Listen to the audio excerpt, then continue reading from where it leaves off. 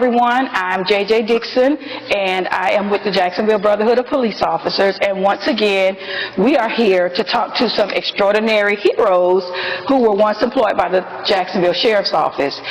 We have mentioned in previous episodes that the number 6 is significant in law enforcement in Jacksonville as it relates to African Americans because the first set of black male officers that were hired in a pack of 6. So because of that, we also like to recognize the first 6 African American female officers. And today I am privileged to have 4 of the 6 here with me, and I am so excited. So we really want to take a moment to recognize the 2 ladies who are not here with us today.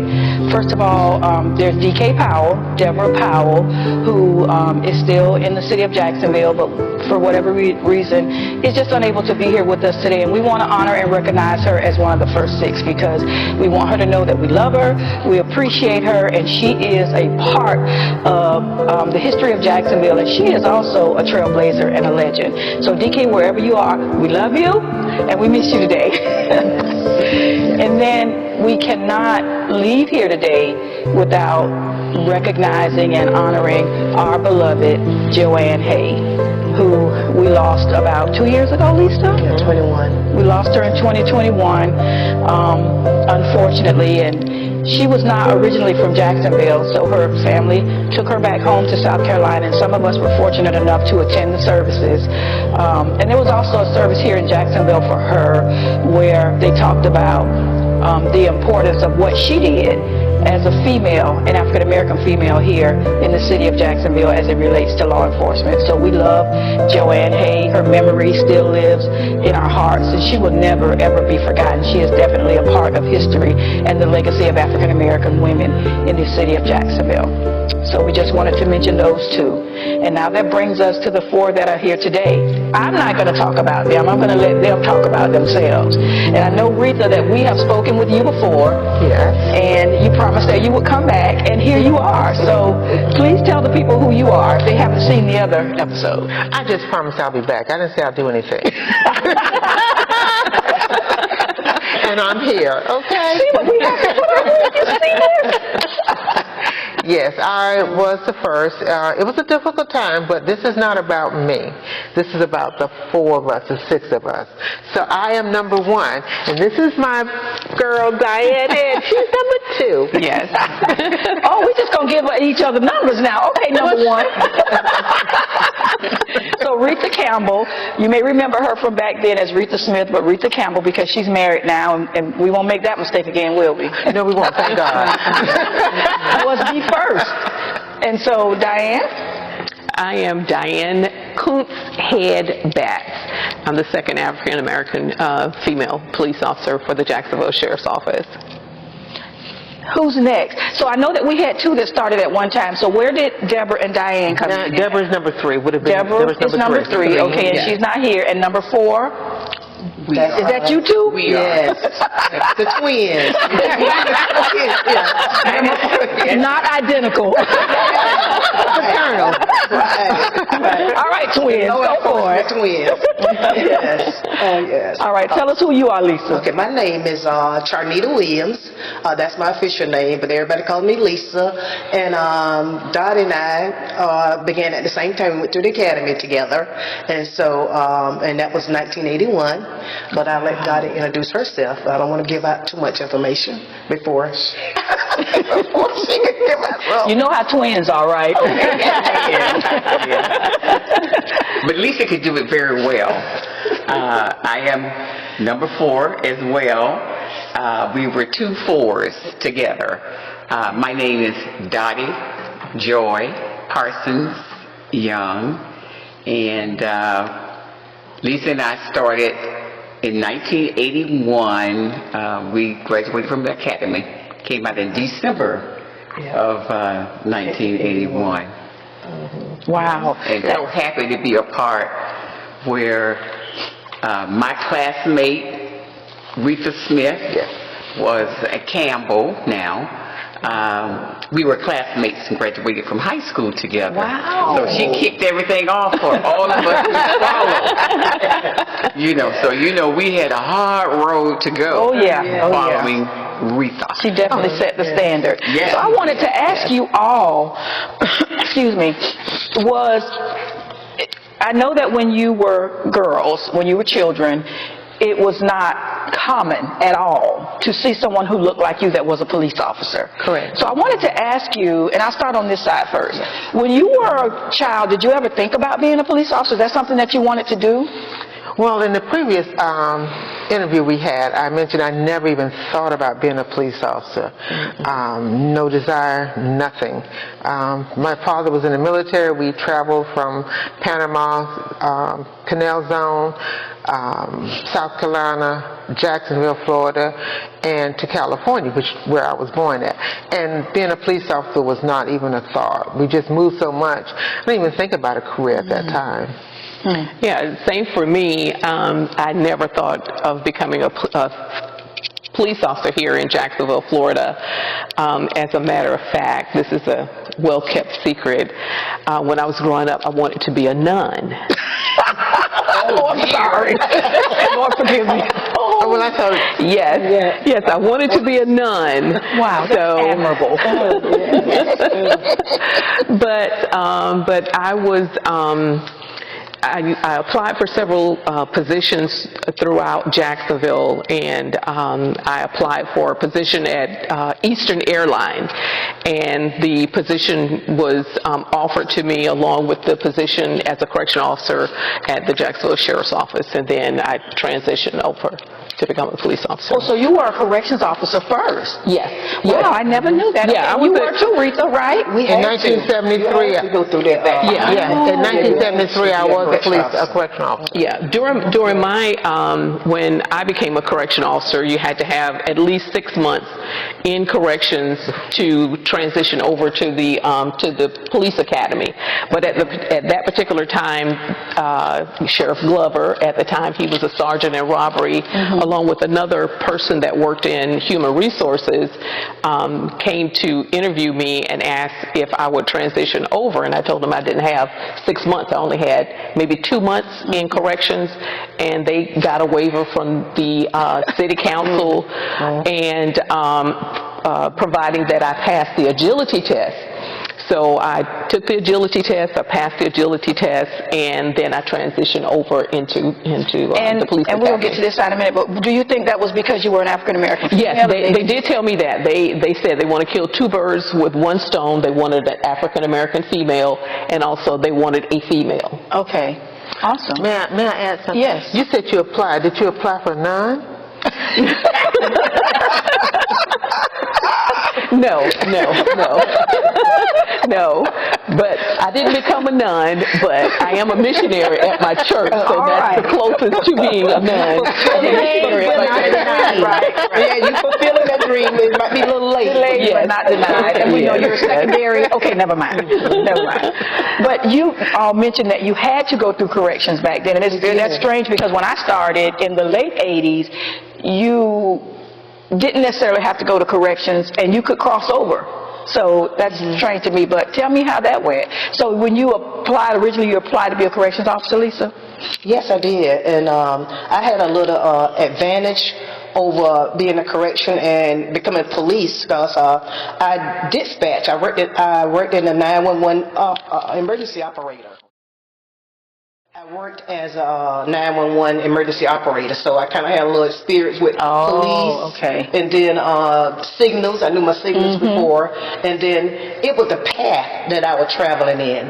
As before, become a police officer, I came from the country. I come from where you from, Lisa? A little small town called McClenny. Out there, and I was a little Margaretta. This real small town, Glen St. Mary. All these little small towns. I come from out there in the woods.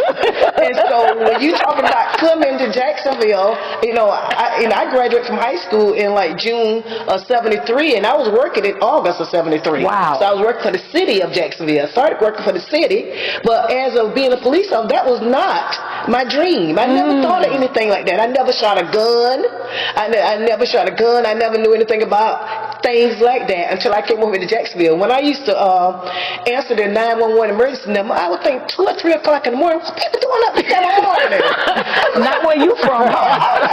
What are these people doing up this hour calling the police for these little silly get over how people didn't go to bed or they stayed up all night. So I wasn't used to all of this when I came to Jacksonville. So it was a learning experience. And like I said, when I became I followed a path.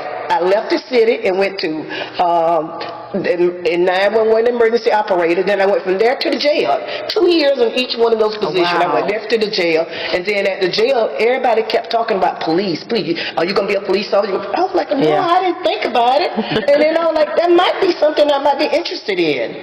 And so since everybody was going through, I don't know how Dottie and I got together. And I mean, we got together as that, because it was like we had a train on like during the week we had to go out there. Everybody had to go out there that was trying to go into the academy, and we had to train. So I don't know how we two got together, but we was running.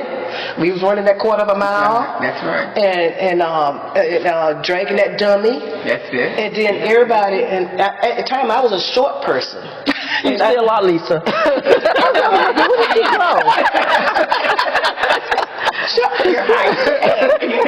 Getting over that 6-foot wall was something that I could not do. I could not. Everybody come on, run and hit it, run and hit it. I could not run and hit it and then jump over. And so I had. And Rita, you talked about that brick wall. I did. That brick wall, but that wall too, right? That wall was I couldn't do that, hit that. So it was one of my. When I used to go out home, my brother-in-law, which was military, he used to. He taught me how to hold a gun, how to shoot. I was shooting at the trees out in the woods. This I was practicing. I was shooting at the trees. We was out in the woods because I can do that out in the woods. And then it was. They was telling me. They said, "Well, did they give you a particular way how to get over this wall?" And I was like, no, they said, get over the wall. And so what I did was, they said, well, just hold on to the wall with your hand and kick your leg up over on the side, and that's how you get over. And I think I started that for every woman when I started. And that's how I got over that wall. We figured out how to get over the wall, right? That's how I got over that wall. Okay, Dottie, did you have any desire to be the police when you were a girl? I had no desire. I didn't think about that. Everybody, like in my family, were in education, so they just decided that I was going to be a teacher. And I'm like, no, I'm not going to be a teacher. That was not that a dream, and I definitely was not thinking about law enforcement. But I had an uncle that was married to my mom's sister, Jonathan McComb, who was a deputy. What did they call them? Deputy sheriffs back then. Right. And so he encouraged me to come into to become a police officer. And at that time, as Lisa stated, you had to go through corrections first. That was the first step. So I had gone to FAMU, graduated, and I came home, and this is what my uncle was encouraging me to do. And I said, oh, well, okay, I mean, it sounds good to me. Because I did not want to go into probations, because I had majored I majored in sociology, because they didn't have a law enforcement criminal justice program at the time. So anyway, I did sociology and corrections. And so he encouraged me to do that. And I can remember coming home from school after graduation, and I went to the sheriff's office, and I interviewed with, I can't think of the Ed Squires. Ed Squires. Thank you, Rita. Ed Squires, and I remember them saying that, I was going to start they wanted me to start in June. I had just graduated. You wasn't ready to go to work. I said, now I'm getting a job. And I told him, I said, well, I need a chance to have a vacation first. and so I didn't want to start, and didn't. I didn't start it till September. Wow. I started September 4th as a correctional officer. And went through, and then I got to interview with Chief Scriven at the time. He may have been, I don't even know if he was a chief then. I guess he was. But anyway, I interviewed with him. And I said all of the wrong things in the interview. So anyway, they asked me would I do it again. I just won't even mention it. But anyway, I said, well, I don't think so. Rather than saying no, you know. But anyway, young. Yeah. Honest. I was very honest. And to this day, I cannot lie. I'm just not a liar. I just can't do it. I'm just an honest person. Yeah, exactly. And so, anyway, got to the jail, and because at that time they had to recommend you to go over, you know, do a you know, move over to becoming a police officer. And Jim McMillan was the chief of the jails at the time. Wow. And they recommended me. Now we're talking about Jim McMillan, who eventually became the sheriff. Who became the sheriff. Oh, I just learned something. I never knew he was the chief of jail. Yeah, he was chief of jails at the time. I remember that. And, you know, I went to the interview, and, you know, I'm just as comfortable. You know, it's just good. I was like, okay. You know, I spoke with my family about it, and I can remember chief at the time, McMillan, Sheriff McMillan, later, said to me, he says, well, Dottie, if you do the job that you did as a correction officer, as a police officer, he said, you will make a fine officer. Wow. Oh, thank you. Thank you. I was just like, okay. And got to, you know, they accepted me without a problem. Went to the academy, and as Lisa said, we trained. We used to have to go out and run that quarter mile, and drag the dummy and get across that wall. Now, can I ask y'all, Sure. let me interrupt you real quick, Sure. talking about the training and the academy and all that kind of stuff. Because, and I know it was not just African-American females, it was also white females that were going through this at the time. And Right. the whole female thing was new to the sheriff's office. So, as it relates to the training, did they have any mercy on you all? No, ma'am.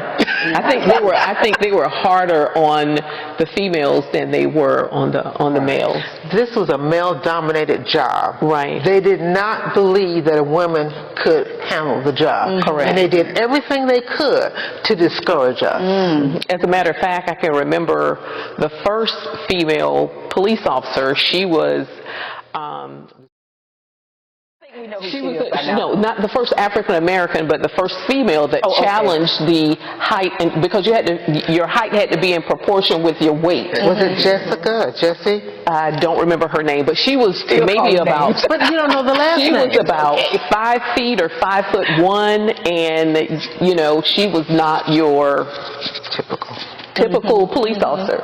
So she challenged that, took it to court, and she won, and that opened the door for female. Because when Was that before you all, or? Yes, this was before us. Okay. Any female police officer that was hired by the sheriff's office automatically went to missing persons or sex crimes. I've been told not that. on Yep, in I've street been told patrol, but she was the one that challenged it and opened a door for women to be in street patrol. I think I know who you're talking about, because a couple of years ago, right before COVID, we had an event for all females. And I think, if I'm not mistaken, that was the white lived out of female that town. lived out of state. Right. And I spoke to her. Oh, and matter of fact, she came in live on the phone while we were having that thing, and she talked about that kind of stuff that she had done. And I felt bad that she couldn't be there. She had come to town, but because of her health condition, she couldn't stay, and with COVID and all that, so she had to leave. But she did speak to us on the phone, and she talked about that. And she did mention that they could only work in units like missing person, you know, and so even just as females in general, it was just hard. But I just thought, well, maybe they'd give y'all a little mercy on the physical part of it. No, their idea was to wash us out. Exactly. We was going through the range. I mean, they were making sure you know how to shoot the gun, you know how to hold it right, and we missed one, I think, episode. We was at the range, and then and I heard Lieutenant, I can't think of his name anyway now. He was on liaison, lieutenant, and he said, we got to go one more time out to the range. And I thought to myself, oh Lord, he was like, he didn't forget. I was saying, you think they forget, but no, they didn't have no mercy on us. No, we got to go one more time at the range and finish it. And it was a shotgun, I think. And when I went out there with the shotgun, when I have that shotgun, Hey, Uncle had got you right, huh? Uncle had got you right. Yeah, well, okay, I was like, okay, I'm gonna handle this shotgun. So I handled that shotgun that episode. And that's crazy. It's crazy you say that, because that reminds me. We're gonna talk about the units that y'all worked in. But Lisa, you were at PAL. I know you went to the streets and all of that. But when I got assigned to PAL, Lisa was working at PAL, and you did what? Summer camp and what else? I did the summer camp in cheerleading, And cheerleading. and I think that was double dutch at the time. But no, Dottie I had was actually the first person that Right. went to PAL. Right. Yeah. I was going to get to you. Yeah. Wait, I'm going to get to you because L.B. Scott talked about you when he was here. So I'm going to get to you in just a minute. But I brought that up to say, because we used to have trustees that would come out there and help do the work and clean up and stuff like that. But from the trustees to the coaches to the kids, they would tell you, Miss Lisa don't play. Officer Williams don't play. Lisa, you had that reputation, no nonsense. So when she just sat there and said, I have that gun, I was like, yep, you sure did. You sure did. But Dottie, speaking of you and PAL, Mr. Scott talked about you and how he wanted you over at PAL because you were so highly educated, and he wanted an education program for the kids. And he bragged about the quality of program that you put together out there at PAL for the kids. Yeah, PAL, the Police Athletic League, was an amazing, or is an amazing program. But here in Jacksonville with L.B. Scott, you know, the head. I mean, he was the executive director, and I was on light duty is how I got there. And I was just walking down the PMB, and he asked me would I like to come to PAL, be on staff there. I'm like, oh yes, absolutely, absolutely. And so that's really how I got there. PAL did so many educational programs. It wasn't just sports, because the education was plugged into every area of that. And we got to travel and so much exposure for the youth. All over, and I'm sure he spoke of that. Yeah. I mean, I got to travel all kind of places. I mean, we go to New York, Connecticut. I would drive the teams wherever. We ended up going to St. Thomas, Virgin Islands. Oh wow! Wow! Look, guys, this is work. I mean, children, it's so difficult to do this. Yeah, right. You know what I mean? But you say that probably in jest, but really, when you're taking 60, 70 children with you, it is difficult to do that, and it's not a vacation. It was really good. Now, when we did the teams, because we had all the programs, but just as Lisa said, at PAL, I did the double dutch, cheerleading. We had a youth leadership program, and I know you spoke of that. And it was serious. We got all kind of funding, from the city and everything. But that summer camp was amazing. Well, that's what he talked about. It was the best summer camp anywhere around, and it was. It was. And Lisa, you took it after Dottie left PAL. But I'm come back to this side, but let me just make it clear to those that are watching that you all were not immediately sent to the Police Athletic League to work. You had to work the zone. So what areas did y'all work? Patrol. Anywhere in patrol. We did I think it was on 3. It was on 3 when you started. Downtown. Yeah, I was downtown. Springfield. I was in Springfield. Over in Waters. University Hospital at the time, U.S. Health, Shands, all of that. I did all of that. And back then, all of those areas that you named, they were bustling. Oh, yeah, they were bustling. You were working. Working in. So we started there. Eventually got to PAL. Eventually. And that's the thing, you have to be patient with it because you knew what your qualifications were and you knew what you would be good at. And Lisa, you knew too, but it's about patience and waiting. What units, I know you worked in patrol, Rita, for forever. And you did it well. You did it well. Yeah, I worked in patrol. I have 2, is it 2? I think it's 2 files of complaints. I stayed in. We gonna hear about those complaints. And everywhere else, I couldn't go anywhere. Nobody wanted me. It was so She sad. was on a walking beat, a walking beat. Yeah. I was in the walking beat, but I still had more complaints. They didn't want me nowhere. Like I said, back then when we started, it was a numbers game. They showed where they could hire, but they were Yes. trying to watch us Yeah. out. Right. And I was one who. I had an altitude, not an attitude now. An altitude is just a little bit more higher than attitude. And in the academy, they tried to wash me out, and I told them, I may not be at the top, but I'm definitely not at the bottom. I have a picture, and love that. everybody who's below me, when I go, they're going to. And in the academy, they did everything. If my socks, if my JPs weren't on, and I measured them with a tape, everything I did, everything I tried to do everything perfectly. But we're keeping in mind that you were the first. yeah, So and like I said, you had to take care of all of that, Right. so that others wouldn't have to deal with it. So Thank you. that's why I'm crazy. we thank you. Thank you. That's why I'm a little shy now. Thank you. A little shy. All right, Diane, what units did you work in? I started out in patrol in Zone 2. Zone 2 is the west side. At the time. At the yeah. time, it was the west That's side. right. And I stayed on the west side for many, many, many years. And after the west side, I got married, and then I got pregnant and was working in the 911 system. So I was answering the 911 calls coming into the sheriff's office.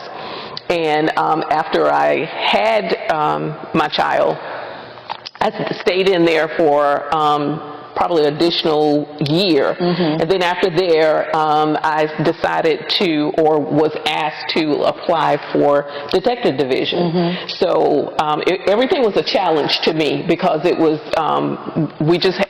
Retha and I just had so many adversities that coming up against us, and we were not welcomed. We didn't feel welcome. Well, I know I didn't feel welcome. Don't get her started again. Yeah, I didn't feel welcome. So I decided to, after I was asked, I decided to apply for detective division, and went for my interview and all the things that they do, and was selected to become the first African American female police officer in a detective in sex crimes. Yay! Congratulations. I worked in sex crimes, and so congratulations. That's all I'm gonna say. Then after sex crimes, I went to burglary and worked in burglary for several years, and then I decided to apply to become a hostage negotiator. And I was able to get on the hostage negotiation team, so I was the first African American female hostage negotiator. So let me say this, and I'm glad that you're saying all of this, because I didn't know that you worked in robbery. No, burglary. I'm sorry, burglary. Okay, burglary, that's right. So then I don't need to say what I was about to say, but burglary anyway. So, but it's good to know that you were the first African American female in there, because we're always trying to figure out who was where at that time, and I didn't know that you had worked in burglary. I had heard about the sex crimes, but I didn't know that you had worked in burglary. And hostage negotiations, wow, that's awesome. Yeah. Congratulations. Thank you. That's amazing, especially back then. Especially back then. So those are some real accomplishments that all of you have done, and I just want to congratulate you all, especially you, Rita. But I have another question. I did work in PAL, in DARE, as a DARE officer in community affairs, and See? I did. And let me tell you, I worked also in communication. Working with the children, to me, was the hardest thing, because no matter what kind of day you were having, you always had to... Their officers the kids were so loving. I mean, it was not, that was finally, I found a niche. Yeah. I loved my kids. And until my injury, where I was forced to come off the street because of a car accident I was in. And, but I loved my kids, and they loved me. And that was a thrill for me to come to work every day. To see the different kids and to bring the smile on their face. One child even wanted to know, can they go home with me? Oh, I know that made you tear up. It did, but I told them if you did, you wouldn't leave. All right, I have another question for all of you. And this can relate to throughout your time in the academy or when you were working or whatever, but did you ever get discouraged? And that's a question that I want to know the answer to, because I know that sometimes when you, well, for me, especially when you're the first to do anything, you go through a range of emotions. So I just wanted to know, and I'll start on this side, Dottie. Did you ever get discouraged? But I never got discouraged. I think it's because of my upbringing, and especially from my father. You know, he just always said, you know, you do the best that you can, and you be the best at whatever you decide to do. So, I mean, I never got discouraged, you know, because I knew my worth, and so that worked out very well for me. So I never had that. Wonderful. Wonderful, Dottie. You mastered it early. Congratulations. Yes, I could say the same thing too, because Dottie and I, we was like encouragers. We would encourage each other through the academy, because I remember one time when we had two other Caucasian females went through the academy with us. No names. Oh, God, that's what I say, two other females. I didn't say any name. They went through the academy with us. And I remember saying one time when we was out there in the field, I said, yes, I prayed that God just looked over me and Dottie, that He bring us through this academy and everything. And then, I don't know, somebody said, you didn't pray for all those females? I said, no, I prayed for me and Dottie. I prayed for Dottie and I. I don't remember that. Selfish with your prayers. No, because I was like, no, I prayed for Dottie and I last night. Dottie and I is the only one I prayed for last night. So it was like it was a constant prayer, because Lord, if this wasn't this position is not for us, then don't let it be. But it is, keep us going. And so we was encouraging. We encourage each other to keep going. We push, and then it got easier as we became, used to the process. Yeah, We had to get used to it, and then we did get out on patrol. We really did. We had good training officers. Always had good training officers. I guess that was the blessed part about you two going through it together. Yes. You didn't really have time to be discouraged, because you were encouraging each other the whole time. Yeah. Yes. And also, I'd like to add a little bit. Even in the academy, I can remember a couple of the Caucasian officers said to me, in the group, with everybody, the whole academy class in there, they said, if anything happens, Dottie could come and back me up any day. Wow. And that's how they felt. So that was an encouraging moment. Exactly. To just to hear it. Right. For a black female to hear that. Absolutely. So that was encouraging. Lifted up a few more levels there. That support. Right. Made all the difference. And and I'd just like to add this part. Even going through the academy and all of the agility part of it, I can remember when I was trying to get over that wall that Lisa spoke of and that all of us had to do. My brother brought me out to the academy, and he said, it's technique. I'm going to show you how to get over the wall. And Lisa alluded to that, where, you run up to the wall, you hit it, and you take your leg and you throw it over somebody else. Follow that. Right. So, but he would carry me out there, and I was like, I don't think I can do this. But anyway, I kept doing it. But he taught me that it was technique to get over the wall, and it really was. And so I kind of use that even with life. There's technique to make sure that things work well. Yeah, that's nice. And I feel that way in everything that I do. Yeah. So that was number 4. Let's get to 1 and 2. Yes. Did you all ever feel discouraged? Yes, I felt discouraged because of some of the things that was done during my tenure there, and some of the things that were said. I think the the most that really discouraged me was when I was riding with a Caucasian police officer, and we were driving down Roosevelt Boulevard, and we exited on Edgewood Avenue, and he stopped at the stop sign, and he said, "Get out my car." Oh. He said, "Get out." He said, I don't want no in my car. Get out." So, of course, I got out. I got out the police car, and back then there were no cell phones, so I had to walk to a... Oh, so he put you out, like out. Yes, he put me out of his police car. And so I walked down Edgewood Avenue towards Mayflower, and walked to a telephone booth and called HQ. And told HQ what was going on, and they sent the sergeant out there to pick me up.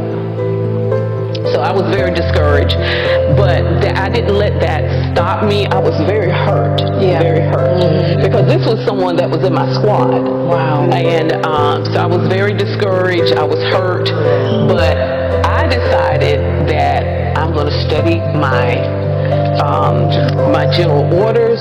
I'm going to study my traffic laws. I'm going to be abreast on every law, on the municipal ordinances. I'm going to study everything, Right. so I can be on top of everything, and so I could get myself educated, because nobody was helping me. Were you in training, or were you just... No, I was out of training. They just didn't have enough police So it was a cars two-man car. yes, they didn't have enough police cars, so I had to double up with him. So, Jesus. yeah. But yeah, that was Rita? one of the most heart-wrenching incidents. And that's why I wanted to point out that you all were number 4, and I'm not taking anything away from your experience, but I think we know that things, over the years, they were different. Times were different, and even now, times are different. Rita? Well, to piggyback on what she was saying, if you remember, when I came on, they said that my wife would not allow me to ride a female in the car. And they didn't. So my training officer had to be a black man. And I love him dearly. And I don't talked about care Anthony if you Rogers do. a million times. I was going to mention his name anyway. Yeah, we had talked about And I was Anthony. labeled a militant in the academy. And I was called Watermelon Wanda. You know, because all black folks eat watermelon. I was called, do you ever smell, you always smell the same. Because I could only afford John 2 perfume. And then I was called, I had an afro, and I was called Puff, because I had my afro. I stopped with my afro. So I was always being humiliated, downgraded by my white counterparts. But that only gave me the initiative to do better, as Diane said, because their goal was to get me to drop, to run me crazy. As I said, the first female was in the class 3 months prior to me. They ran her crazy. she was actually admitted to McClinney. Yes. And their mission was to to make me her roommate. And I couldn't let it I couldn't let it happen. I just became more stubborn. If they had one barrel, I had two. And I would not allow them to say anything to me or do anything to me without my having a right to say anything. Right. That's why I mentioned before, I had 2 files of complaints. It was internal and external. But that was just me. I had to survive. So it was discouraging, but it also motivated you. It motivated me to do more. I couldn't let them control me. I could not let an external person control the inner me. Right. So I had to take charge. Right. And take charge you did. I did. I outlasted most of those who tried to get me. All right, I have one more question for you all, and then I'm going to open it up for you all to anything that you want to share with us on your own about anything, life, work, retirement, missionary work, being a nun, whatever she is over there. To share. But the question that I have, I've been asked this question many times, and sometimes it's hard to answer. Maybe it shouldn't be. Do you see yourself as a role model? You are one of the first 6 African American women in a city that's 800 square miles wide, one of the first 6 to become law enforcement officers. And you're on the other side of it now. So at some point, if history is allowed to be told, girls and boys will know who you are. So do you see yourself as a role model, Dottie? Actually, I never saw myself as a role model. Just thinking about the first 6 African American female police officers, I never thought about that until Diane had us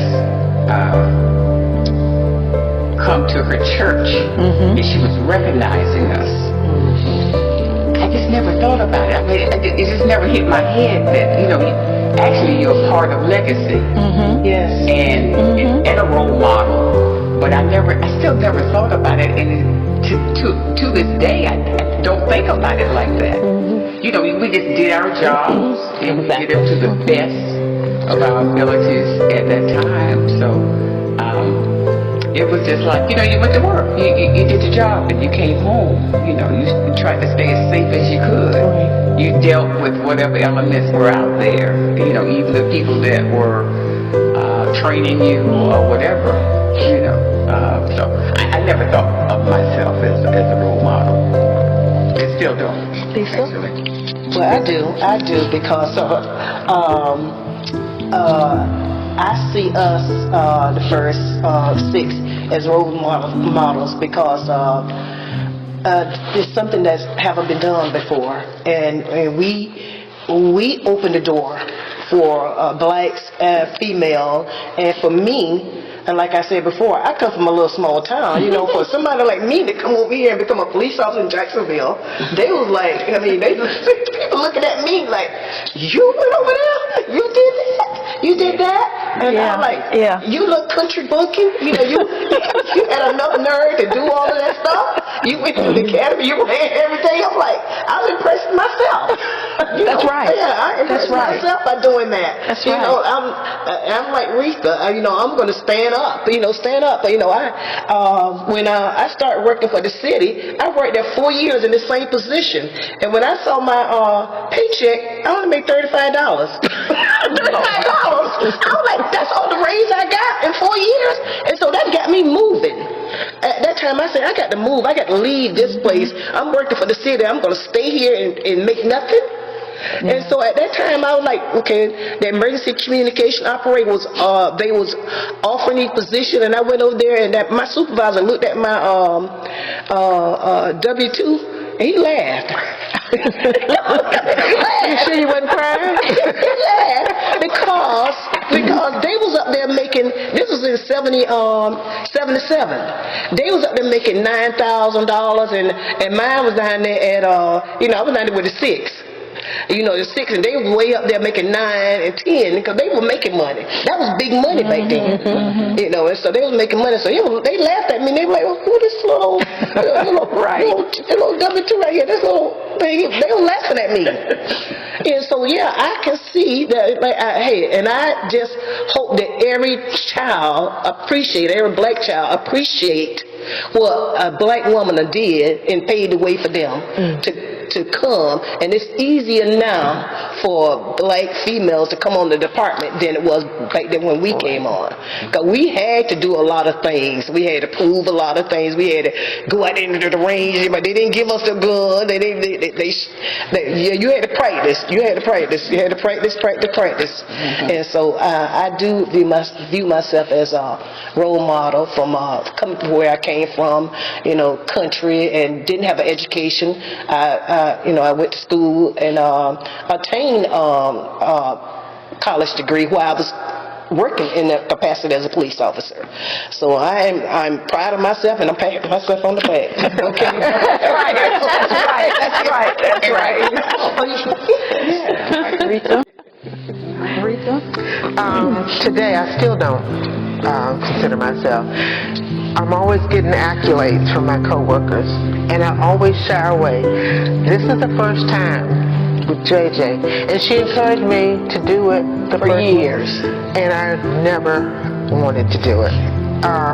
There was too much memory, too much pain to think about what I went through.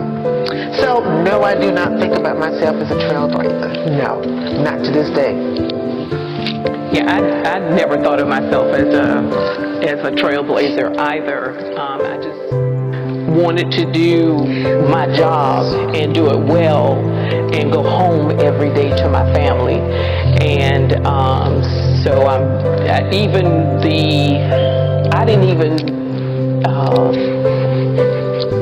think about me being the first African American female detective. I didn't think about that until one day Retha came to me and said, hey, your picture's down at the other end of the building, because I never went down to the other end of the building where the ID section was, and record section. I never went to that end of the building, and she said, your picture's down there. I said, what is my picture down there for? And so she said, you the first African. I never thought about that.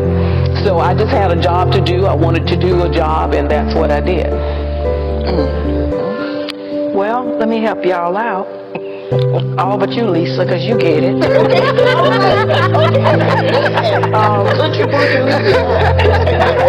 Let me just tell y'all, and I guess I get emotional because I am a benefactor of what you all went through.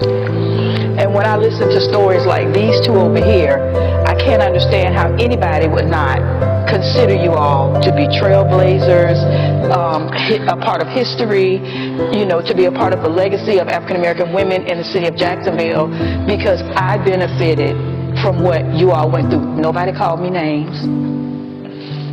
Nobody. I mean, I'm not going to say I had it the best, but nobody mistreated me to the extent that you all were mistreated. Nobody put you out the car? Nobody kicked me out of their car and made me walk and use the phone. I didn't experience those things, and I have to believe it's because you did. You did. Perseverance. And something had to be done because of what you experienced. And whatever was done changed the course of the way that people handle black women in the police department. So me and those who came behind me in the late 80s and 90s and 2000s, we were able to enjoy a better career than what you all were able to enjoy because of what you went through. So yes, you are role models. You are role models to little boys and little girls and grown women and grown men throughout really the whole world. So please don't shortchange yourself. Don't undersell your value and what you've been through. You all, especially you two, I know y'all went through some stuff too, but you two, y'all went through hell just to work. When I was growing up, women didn't have careers. They were secretaries, maybe. They were custodians. If they were very smart and educated, they might be a school teacher. They worked in fields. I'm just being honest. You from the country. I'm from the country, too. They worked in fields. That's what they did. They dare not say they wanted to be a police officer. So I just want everyone to understand that there is so much value in what you all experienced and what you were able to get through, and being the first. The nerve of them to approach you and ask you to be a detective. You know what I mean? When that wasn't the norm. So they must have saw something in you. And I've said this often, Dottie. People see in us a lot of times what we don't see in ourselves. They really do. They see the value in us that we don't, and I don't think it's that we don't know that we're valuable. We just come to work every day and do what we're supposed to do and go on home. I want to say one more thing. My biggest encourager at the time was Retha, and the next one was Chief Scriven, and of course Sheriff Glover. At the time, he was Sergeant Glover in robbery, but he was one of my high motivators to keep me motivated. He pushed me and and motivated me. So I want to give him his flowers now. So to say he was very instrumental. Well, I wanted to ask that question because I wanted to see what your responses would be. But if your responses were that you did not see yourself as a role model, I wanted to make sure that in my eyes, you knew that you are a role model. And kids everywhere are looking up to you all because you have persevered. And you're successful. You have made history and all of that. So congratulations to you on that. And please always see yourself as a role model because you are. You are. So now if anyone has any last words that they want to say, I think some of y'all might be grandparents, I don't know. Some of y'all might have businesses. Some of y'all might be nuns. None of that. But if anyone has any closing remarks that they would like to make, I want to give you an opportunity to do that now. I just thank God that I persevered, that He was the head of my life and is the head of my life. And if it had not been for Him, I would not have made it. And I'm living a life now. There is nothing like retirement, and I love it. I love it. I love it. I love it. Yeah, I want to say the same thing too, that I thank God. If it wasn't for God being on our side, Amen. then we wouldn't have endured all the things that we endured at the sheriff's office. It wasn't anybody but God that brought us through, and that's why we're here today, is because of God. Last words, ladies? Come on, Country Pumpkin. Lisa, one time for McLean. Come on. Got it. Got choked up. Okay, Lisa wants to bring it all together at the end. But this, because of God, that's why we're here. You know, I've had much joy throughout the entire time, and I surely feel joy. I'm like reaping that. Retirement is one beautiful place to be. I had such a rewarding career. I feel that I had a rewarding career. I enjoyed my whole stint of being a police officer, and it was so rewarding at PAL, at the Police Athletic League, because, you know, the children were hungry for what you shared with them and gave them. And so that was the rewarding part. They loved you. You know, they want to go home with you. They would bring you gifts. I have gifts right now that I received by being in PAL, especially with the summer camp program, most especially, because it was just sharing of and giving and exposing them to so many things. I mean, some children had not even been across the bridge. That's right. And they're like, ooh, when you're riding and carrying them to the different places for them to do different events. So it's just, I'm happy that I became a police officer in law enforcement, from corrections right on through. It has been a wonderful life. So, Lisa, I guess you'll bring us home. No, I'm just going to say, just to encourage other young men and young ladies, never give up on your dream. If you dream that you want to become an officer, even if you don't, if you headed that direction, go for it. You know, just pursue that avenue. And then you never know what's going to come out on the other end. Just go ahead. Don't just sit down and wait on the sideline and think that this is never going to happen to me. This is not for me. You never know what's for you until you go into it. So I'm just going to say, because I am a living example, and I say little country girl like me, come all the way to Jacksonville, and graduated in 1973, and way back in high school, and then got a job at the city the same year, and then my goal was to be a secretary. That's what my goal was, secretary. Never becoming a law enforcement officer was anything that I was looking forward to. But it was prayer to the Lord that this for me. Like I say, it's nothing against me. If it's for me, it's nothing against me. So I'm like, hey, if this for me, I'm going for it. And that's what happened. And I tell everybody right now in retirement, we are reaping all our benefits. All those benefits that we applied for and it was laid out for us, we are reaping them right now as being a retired law enforcement officer, because we don't want for anything. All right now. Yes. No, because it's good retirement, and this is what people been trying to hide from us all through the years. They didn't want us. They didn't want us to enjoy this life. They didn't want us to enjoy retirement like they've been enjoying it. And so that's why they've been stopping us. They trying to stop us from getting this. But God, if God for you, ain't nobody could be against you. Hallelujah, amen. I'm going to bow.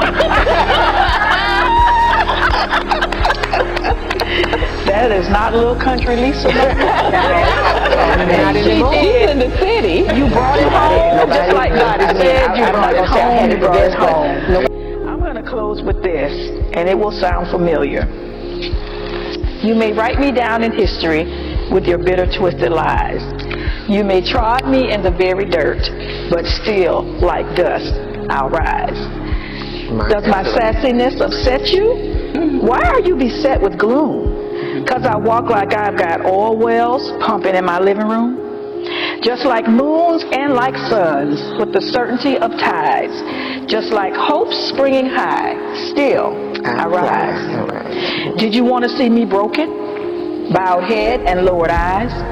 Shoulders falling down like teardrops, weakened by my soulful cries. Does my happiness offend you?